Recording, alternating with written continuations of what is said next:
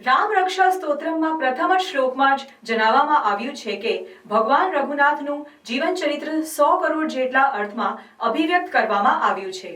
એના દરેકે દરેક ઉચ્ચારણ મનુષ્યોના પાપોનો નાશ કરે છે. જેને ભરૂચના એક રામ ભક્ત નરેન્દ્ર સોનાર દ્વારા પોસ્ટકાર્ડ પર દેવનાગરી કેલિગ્રાફી લેખન શૈલીમાં રામ રક્ષા સ્તોત્રમાં કુલ 38 શ્લોકને સંસ્કૃત ભાષામાં આલેખન કર્યું છે. રામ રક્ષા સ્તોત્રમના પ્રથમ શ્લોકમાં જ જણાવવામાં આવ્યું છે કે ભગવાન રઘુનાથજીનું જીવન ચરિત્ર 100 કરોડ જેટલા અર્થમાં અભિવ્યક્ત કરવામાં આવ્યું છે. એના દરેકે દરેક ઉચ્ચારણ મનુષ્યોના પાપોનો નાશ કરે છે.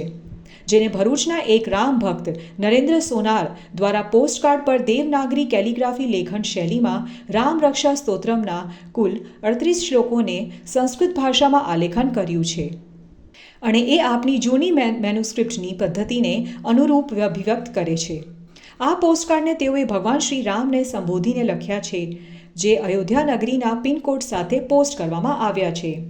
આ પોસ્ટકાર્ડમાં મોકલનારમાં સમસ્ત ભરૂચના રામ ભક્તગણોનો ઉલ્લેખ કરી આખા ભરૂચ વતી ભગવાન શ્રી રામને પત્ર રામ રક્ષા સ્તોત્રમના સ્વરૂપમાં પત્ર લખી એ પ્રાર્થના કરી છે કે ભગવાન રામ આ સ્તોત્રમાં વર્ણવેલ રામ રક્ષા સ્તોત્રમના ગુડાર્થ પ્રમાણે સમસ્ત ભારત વર્ષની રક્ષા કરે અને ફરીથી રામ રાજ્યનો અનુભવ આખો ભારત વર્ષ કરે.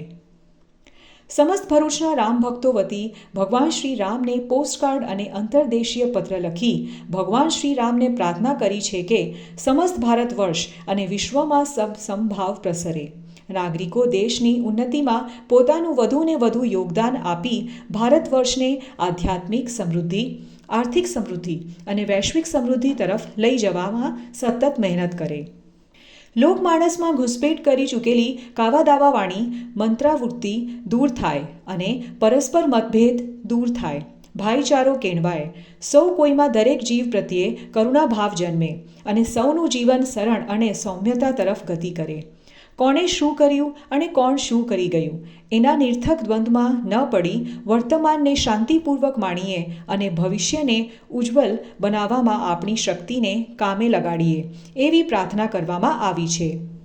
રામ રક્ષા સ્તોત્રમના લેખન થકી એ પણ પ્રાર્થના કરવામાં આવી છે કે ભગવાન રામ આપણા ભારત વર્ષનું આસપાસની બદીઓથી, કુબુદ્ધિથી, કૂટનીતિ, દ્વેષભાવથી,